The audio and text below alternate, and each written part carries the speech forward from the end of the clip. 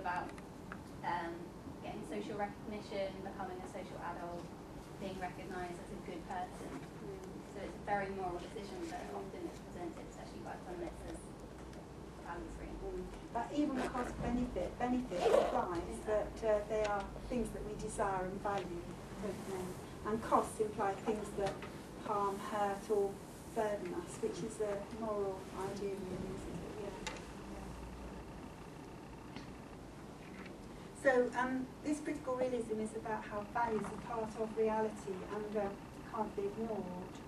And also that the point of social research, therefore, is to explore how people can become more free, equal, happy, whatever you're aiming for. Now, a lot of childhood research is about the personal and the local and the visible. And in a way you could say we're a bit like photographers when we do our research, and we have close-ups of one child, one family, one school, or we have a broader lens looking at, say, a borough or a nation or even international. But also we often both narrow down onto one aspect of childhood, like health or education or play or friends. And all this detailed research is useful, but it's hard really to understand any of them isolated from lots of external causal pressures like class, economics, politics, globalization. How can we research broadly and deeply enough to do justice to our subjects without sprawling all over the place? How can we organise it? So there are two ways to do it, and the critical realism proposes, and one is foreplane a social being. I don't like jargon, and I've really tried in my book to keep down the jargon, but on the other hand, every discipline has its special terms. You couldn't have medicine without all sorts of terms, possibly, could you? So I picked on the things in critical realism, I think, give you an idea, in a word or a phrase, that is complicated and useful, and there's no other word for it. So, foreplane of social being is the four planes on which we live, and you could say is all human life. And the first is our bodies and our material relations with nature. Next, interpersonal relations. Next, enduring social structures. And finally, our inner being and our person, soul or self. And also the good society in which we would like to live as fulfilled people. So I've structured the main chapters of my two books on these four planes in turn. Are there any other aspects you think of human life that are missing? What about our material relations with the not natural? So our material relations with spaces, say constructed spaces and so on. Yeah, that's bodies, because... Okay, so it's not just material relations. And the material, yeah. It's also food, health, travel, our living in time and space. Anything else? What about our relationship to sort of to knowledge and understanding and science itself? I mean, would you want to put that in plane 3 as a social structure, or? Well, that's really interesting, because really a lot of things like that could go on for all four planes. Right. Well, science is the physical, material, natural sciences are about the world and nature, basically, aren't they? Chemistry, biology, physics. And also, as people like pointing out, science is also socially constructed, and it's a political and economic activity. In fact, people say if you're doing a PhD in the natural sciences, it's often a lot more friendly and comfortable because you can sit in the lab every day instead of all on your own, as in social science. And then the enduring social and natural structures that we live in, like towns, cities, education, historical concepts, and becoming a scientist as well.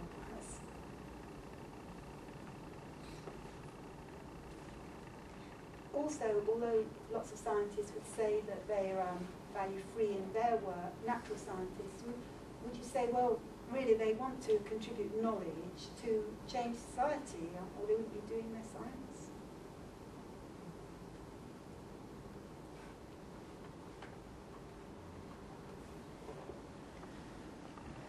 Now, dialectic.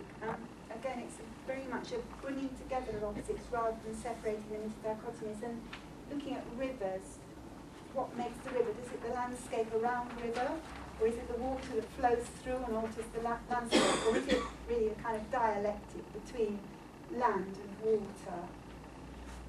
Another thing is that when you hit a huge change in life, like the dam of the river, what happens to the dialectic and what are all the different interactions that are going on? How does it change?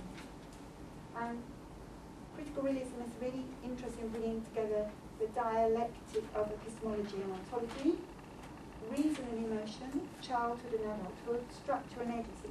And these aren't like chalk and cheese, entirely different entities. You can't really relate to each other. Opposites are very, very similar in many ways, and that's why they can be drawn together to see the interactions between them.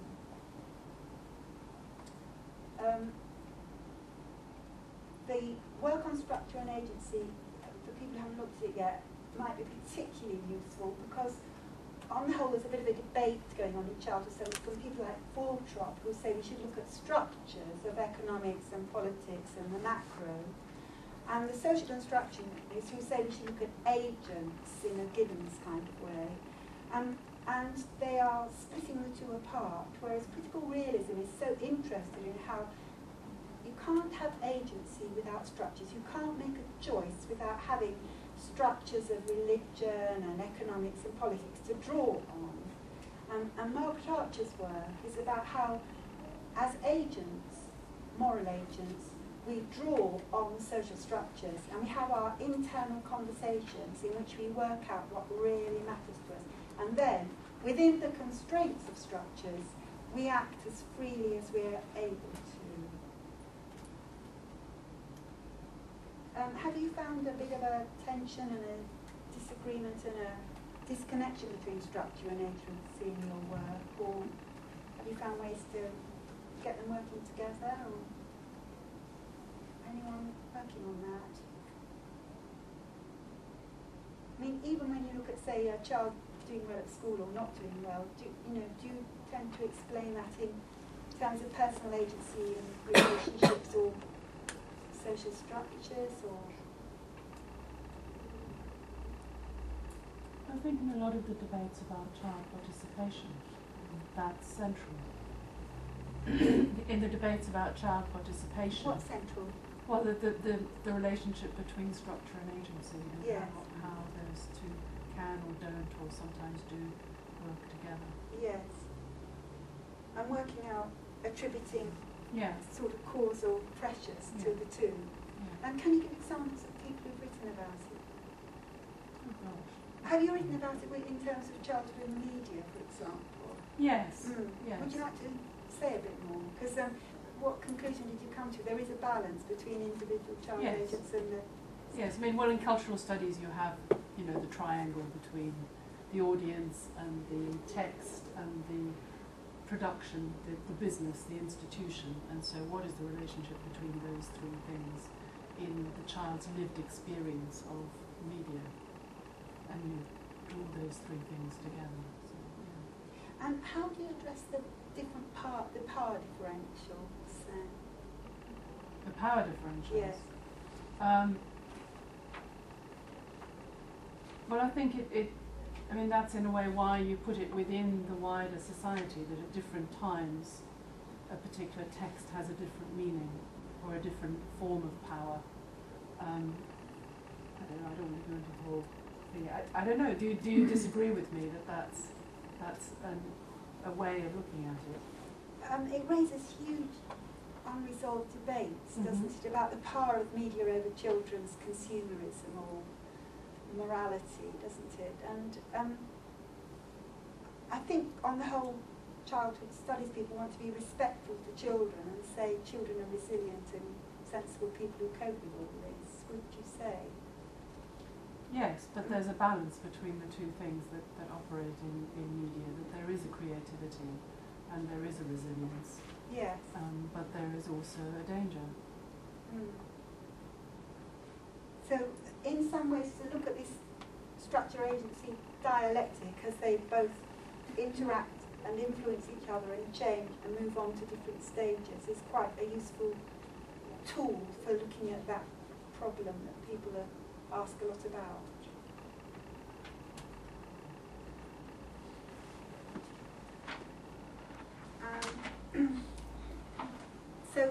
Originally the dialectic, which means the search for truth, you probably all know the Hegel format of thesis, antithesis, you argue and debate it, and synthesis, you come to a conclusion. And in critical realism, it's critical about this because first, Hegel implies that we've come to an end. That's it, this problem is solved for good, end of history. And the other thing is it's so much based on epistemology. It's sorting out illogic, faulty ideas, contradictions that can be resolved through logic and reason. And so critical realism takes this idea but adds a fourth stage and is very keen to add ontology into this. So that instead of having a rational debate and coming to an agreement, critical realism dialectic is about transforming ontology and life and society as well. And the four stages include ontology as well as thinking and real transformative change. And the example I want to give is Heidelisa Alser's work in Boston Hospital. Has anyone heard of her in the late 1990s? And also, the four stages of the dialectic in critical realism are called MELD, 1M, 2E, 3L, 4D. So 1M is this attempt to stand back, that we've already mentioned that anthropologists try to do, to suspend our beliefs and disbeliefs and really, really look at the babies in question. And she did this at a time when a lot of people said babies have no memory, they can't relate, they don't think, they're just little machines or little zombies in effect. Now lots of people knew that wasn't so, but the way Heidelisa Alser looked at it was to find intensely, highly alert, sensitive, interacting human beings. And so she worked really hard to grasp the ontology, the living reality of these premature babies. Dewey's second edge is about negativity and power too, and recognising lack, need, suffering, things that are missing, gaps and splits. And she recognised that the care of the babies in most of the units was very inappropriate. I don't know if many of you have been into the neonatal unit, but in most of them, the babies are often naked, like this, with a bright light shining straight down into their face, and it's very, very noisy, with no curtains or furnishings to absorb the noise, and a lot of clattering and shouting, often radios blaring, all this sort of thing. So she saw a great lack in understanding of the babies and a great lack in their unmet needs. So the third level was to draw together these gaps and splits and fill these absences into a totality, to see the whole baby as a member of a family and to support family-centred care, and to work with the whole neonatal team. And that then means thinking about the whole health service and the funding and the organisation and the training of the staff. And in Heidelisa Alser set up this international network now, NIDCAP it's called, which is transferring this baby-led care all over the world. I've got a PhD student at the moment in Mexico who's been in St Mary's Paddington, which is a baby-led unit, it's one of the world's leading baby-led units. And she's taking this idea of family and baby-centred care to Mexico and working in 3 hospitals with the staff there. So that 4D is about self-transformative agency and power 1, moving from the oppressive power 2, that the babies really suffer under it, to much more peaceful, quiet, nurturing, health-giving neonatal units. The babies recover earlier and go home sooner. But this involves movement and change, and people all recognising the difference and wanting to work towards it. And once having got the difference, to keep on trying to keep it. It's very hard to keep these units quiet and dimly lit. There's constantly people coming in and turning lights on and psyching up the noise again. Have any of you got any examples you can think of work that's seen gaps and absences and tried to work in this way? Yeah. Just thinking of my work with children in the legal system, Yes. and how and whether they're included, and when they are included, how they're included, and how judges listen to them, how advocates listen to them, what court, how a legal system helps a child and doesn't help a child, and what it's like for a child to go through the legal system. Yes, that's a really good example. And you could say one first moment is asking people to stand back and look at children and their needs, wishes and feelings and their capacities and their relationships and their hopes, instead of just assuming adults know best, children don't know what's right for them, even if they've got views they're not worth listening to. So that 1M, listening and learning, is so vital, and that's where childhood studies is a really strong contribution to me.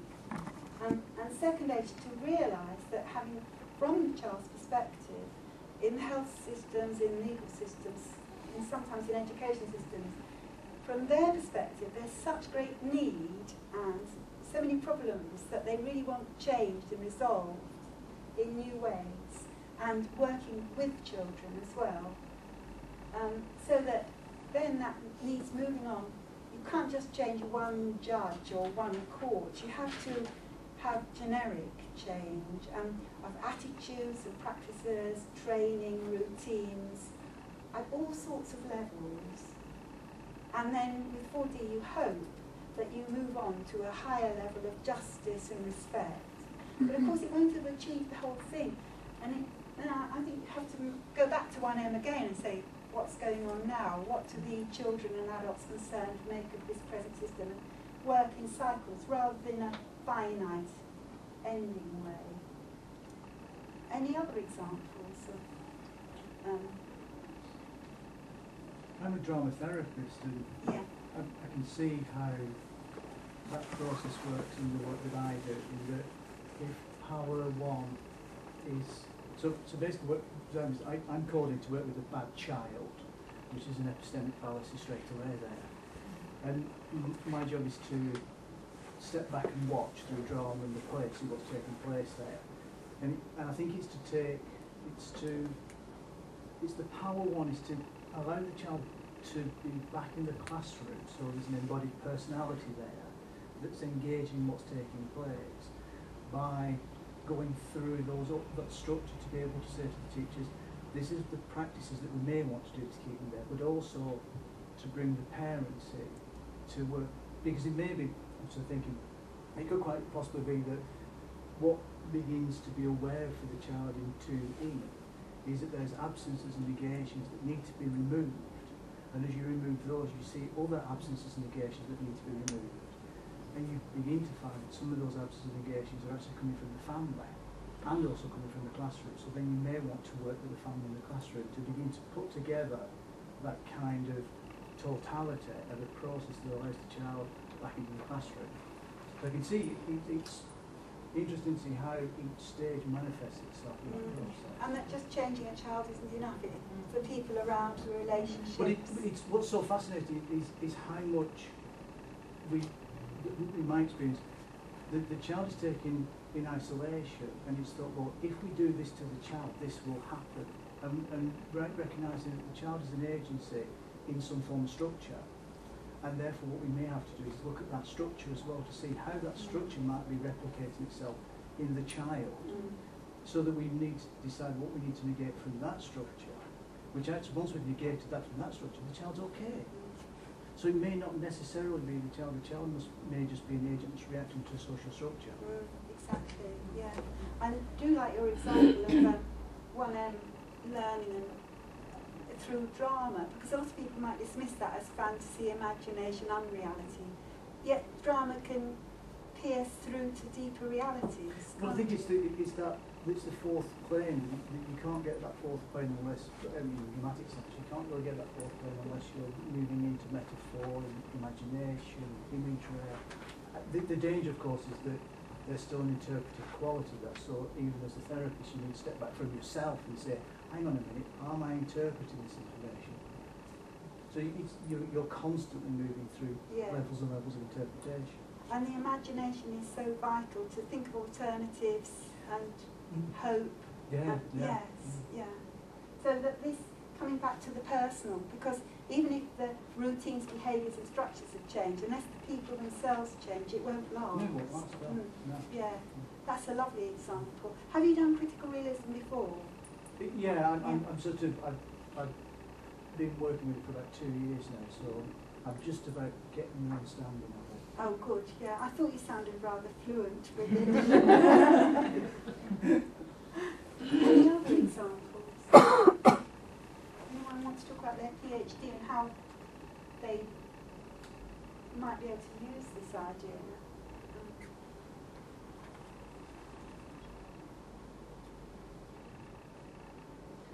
I'm doing my PhD to do with adults who've got mental health difficulties. So Can you hear it back? Yeah, good, yeah. So I suppose it would be good for me to think through in that way. But, you know, it could be that the health and the educational establishments have got very low aspirations. Particularly, that's what came to my mind. Also about absence on the second edge, looking at that, what is missing. And also, when it talked about the totality, it just struck me that one of the things I haven't thought is them within their own families. I kind of thought of them as individuals and then as part of my class, the bigger picture, but actually that struck me, I should be thinking that way as well. So yeah, I think that would be good for me to do.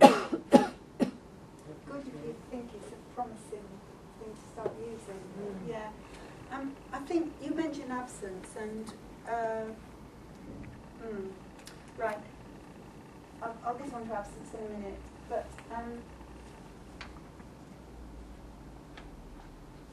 you could say that childhood studies is especially concerned with the four planes, and especially the beginnings of what it means to be a human being when we start being moral beings, and how much that is integral to us as human beings.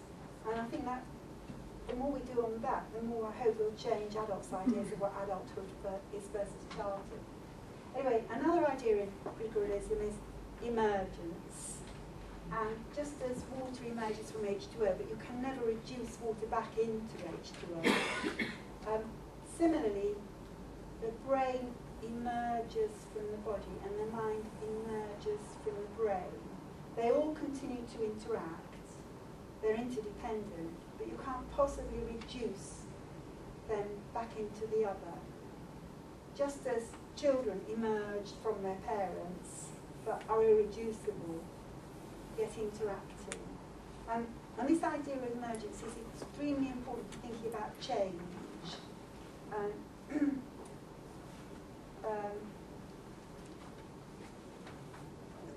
Now, absence is absolutely central. I should really almost have begun with it. And absence is so enormous compared with the tiny, finite present. It's all the past, it's all the future, it's all the things that could be happening that aren't happening now, or aren't happening here. And the example is the monsoon that never arrives, so the crops fail. The absence of that monsoon can be completely devastating, can't it? Or the longed-for baby who's never born, and yet every waking moment of the parents' lives, they wish they would be parents if they wish they were. So there's this infinite push-pull power of absence. So, and if you're going to have any change, you must have space, gaps, absence. If the world was completely packed, we wouldn't be able to move or change. So you have to have emotional space, intellectual space, physical space, existential space. Now, monovalence is the idea that there's only presence, and for 2,500 years, philosophers following Plato said we can only look at what we can, at the empirical. We can't admit the unseen or the absent. That is just not rational or scientific. We're not going to agree it exists. The point is that absence is non-existence and therefore of no interest. Now, if we are going to change, there has to be loss. If we're going to become anything, we have to be-go what we were. And the example is at the bottom here. A child learns to read, and she's got a completely different relationship with the adults around her. She doesn't depend on them so much. They haven't got such a close relationship. And also, her former dependent, non-reading self has gone, but she is still the same person. She can change, but be the same. And there's a lot of debate among philosophers as to how on earth you can change and be the same, because Plato didn't like that idea.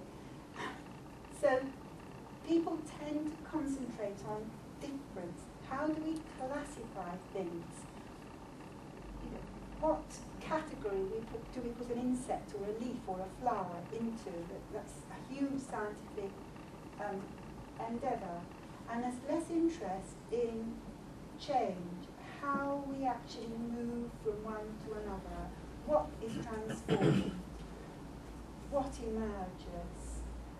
And you can see it really in a way in traditional childhood education and psychology, because Piaget posed these age stages, different stages, but not much about how we get from one stage to the next, how we change, emerge, transfer. It was assumed to be a biological, genetic thing that happened. But the process of how we do it, especially if it's a social, interpersonal thing, is very, very important to study. So to look at change, transfer, transformation, how do we change society, rather than how do we get to a different society, how do we want to be different, right, let's just get there, is a different emphasis and approach to research. Oh yeah. So that was my last slide, and do anyone want to comment on this thing about difference and change? And was it clear? People find it awfully hard to get, but once they get it, it's... Yeah. I think it's really, I'm just getting to grips with this, partially. I'm using, my PhD is exploring participation in mental health, children and young people's mental health. And the concept of emergence and change really interests me, because I think as a general profession, mental health professionals treat children as if once they've experienced mental health issues that can be collapsed back, they can get rid of them and they'll become the child they once were. And so it's like trying to reduce them back into who they once were, rather than recognising that they've changed and they've evolved. And whilst the, in inverted commas, symptoms may have gone, or they may have, you know, the what's been defined as the mental health issue may go, that actually the person themselves has evolved and changed in often quite a positive way. That they've grown, they've learned from their experience, that they've become, gained more, competence or awareness, etc. But that's often denied, it's not recognised. And so I think that's a really interesting concept for how we work, or look at a lot of other work with children and people. That emergence, that change is often denied. So they're continuing the same person, but they are also transformed. And also it's working towards a more sort of totality idea of the person who's bringing together the good and the bad experiences and seeing that they all interact and alter one another.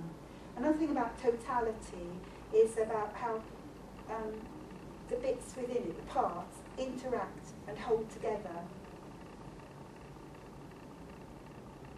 And understanding people for very mixed beings they are, not simply good or bad or sane or mad, but mixed. And yeah. One thing that always bothers me is the tension between how children are seen as becoming adults and how we expect them to change.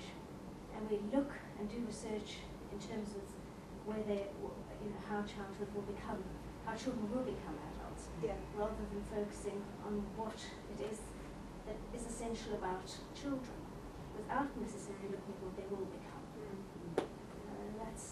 What was that study of dying children? Private Worlds of Dying Children. Yeah.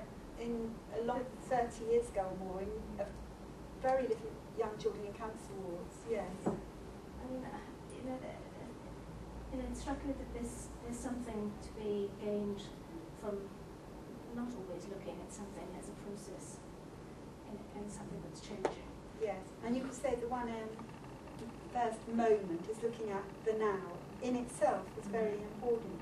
Also, you could say that the traditional idea fits Hegel's dialectic in that you have the child thesis, you have the child changing and developing antithesis, and then you have the adult synthesis, arrived. That's the end of it. Whereas dialectical critical realism fits more with childhood studies, which is about how very, very complicated it is. Every moment of our lives is important and precious and whole in itself, never mind the past and future, as well as enriched by the past and possible future. So, and all interacting.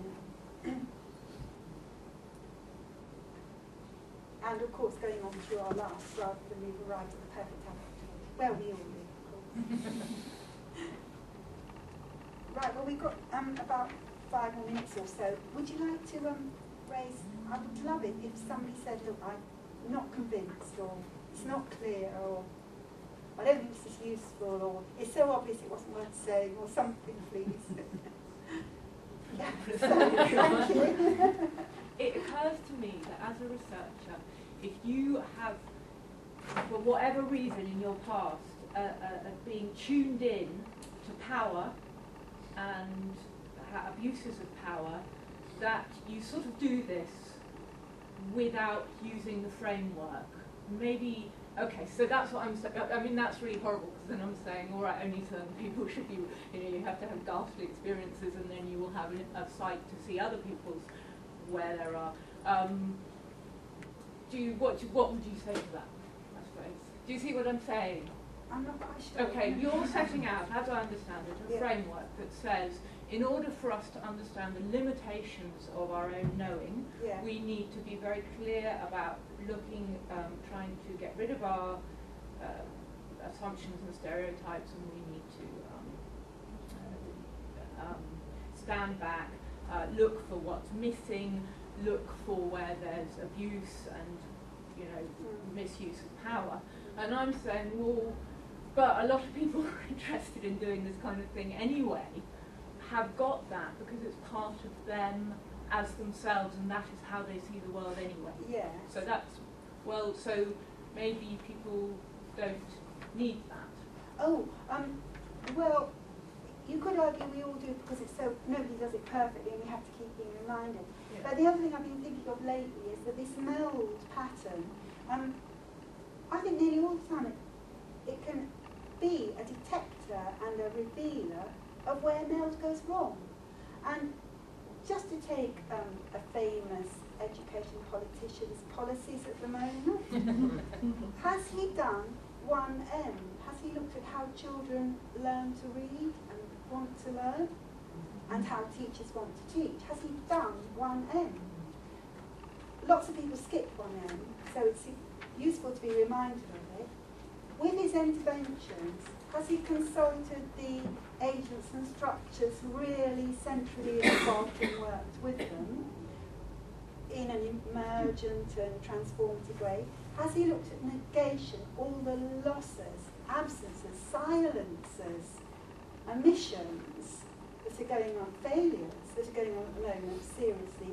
If he has, which ones has he picked and which is he using for his purposes? So go on to 3L. What kind of totality, what kind of school and whole structure education system is he aiming at? All private in the end, all free for all? Is that where he's aiming? And finally, I'd argue that whereas teaching, we can teach it, but we don't change. But learning, about change. I mean, teachers can take on different methods, do different techniques, do different lessons, but the only way we actually change inside is when we learn. And what is he learning, and how reflective, and how is he stitching in his learning to the whole national education system in a collegial way where we all share our concerns.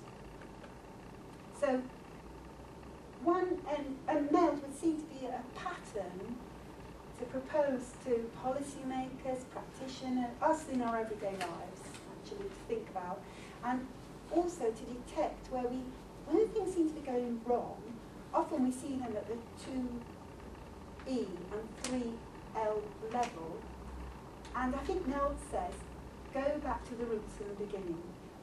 Look at what could be happening and is happening, instead of making assumptions and jumping to conclusions. It's like a tool which helps you to analyse. Yes, yeah. Do you think that's a helpful? Everyone seems to be like the best interpretive research, and in fact, what you described sounds to me like good research rather than particularly critical realist. I mean, I always thought of myself as an interpretivist, not critical realist, just because I didn't know anything about it. But these are the things that I've been aspiring to, and it's research that embodies these that I respect and think of as valuable. So I'm intrigued by I suppose your conception of interpretive research as being, as you said, without the should you call it the bottom of the triangle? The reference. The referent. Whereas I think very good interpretive research focuses on that quite well. I've set up rather straw models of quite extreme ones, and I think a lot of them do come in and are already doing it.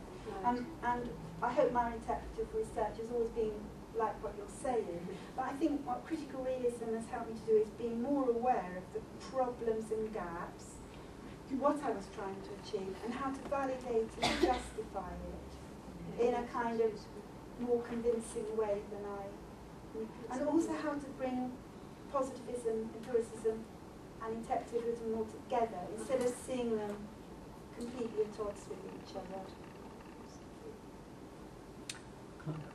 You haven't talked about post-structuralism, and it's a while since I kind of dabbled with that literature. But are you?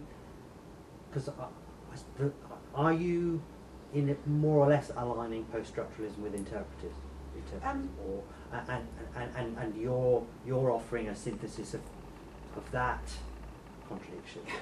Yes, as I say in the book, interpretivists hate generalisations, so they probably wouldn't agree with the way I've generalised about them, and I've all lumped them all together as if they're not positivists. So right from social construction to postmodernism to ANT to all sorts of different things, and I've just sort of taken a collection of. I say, these are 7 identifying things, but probably lots of them will disagree with them. But then that's the nature of their group. Whereas the positivists might be quite happy about the generalisation. I'm not sure about that.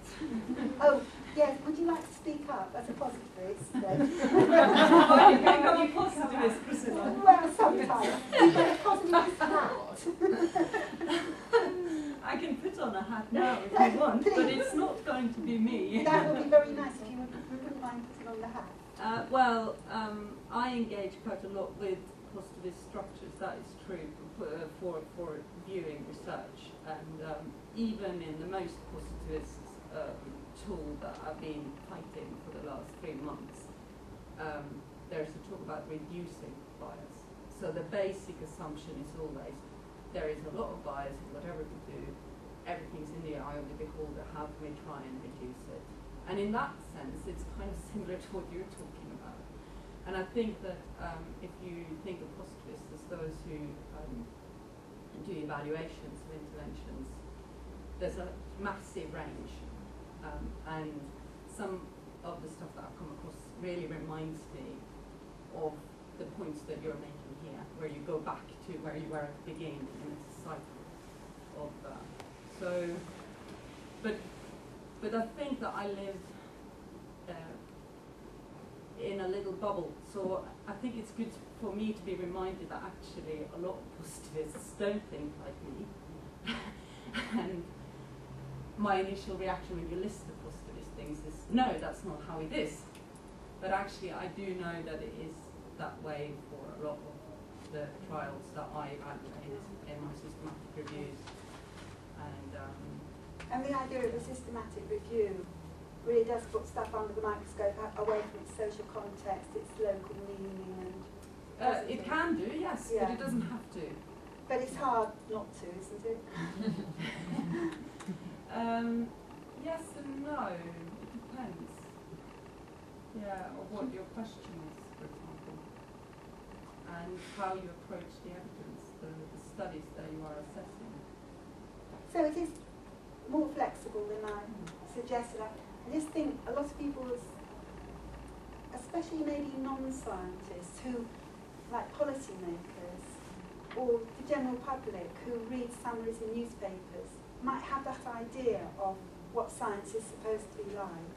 I think also certain professions as well, and I do a lot of training and research, consultation with mental health professionals, and they'll quite easily and quite openly deny that children, even children that they are working with on a one-to-one basis, have any evidence to add. Almost everything is about the kind of what the stats show, what the research says, and all the rest of it. That's where the reality is. That's where the real stuff comes in. Children's voices, well, that's all very nice, but actually we know best, and the data knows best, and all the rest of it. And so I think in certain professions actually that is quite it's quite powerful. And I think political realism helps us uncover that and kind of and bring children's voices back in, I suppose, and give weight to their voice and their experience and their rather than it being kind of denied by kind of positivist research, etc. But even the MRC complex interventions guidance say qualitative evidence plays a crucial role and you can't use the whole. So I think that's quite frightening if you're saying mental health of all professions. Whether it's all professions, but certainly that's my experience. Particularly you would hope they would see people. Often not. Should we just have one last comment, I'm afraid, because then we have got to finish. But yes. To some extent, the opposite of that. When I started my PhD, I was reading loads of childhood study stuff, and it was all about children are experts on their own lives. You've got to listen to children's voices; they can tell us.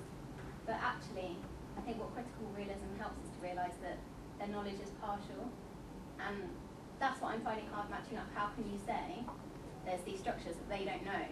They don't know why they're saying that, because there's these structures of power, without being the adults that's coming in and saying, you're a kid, you don't know what you're saying. But then that's like where I'm trying to find a balance. All of our knowledge is powerful. Most of our the results of what we do was unintended, inadvertent, unconscious. Our subconscious drives a lot of what we do. You could say that's a kind of structuring of our lives, couldn't you? So again, is the difference between adults and children so very great? Thank you. Should we leave it there for now? But for those of you coming back next time, I'm going to do rights. Thank you very much.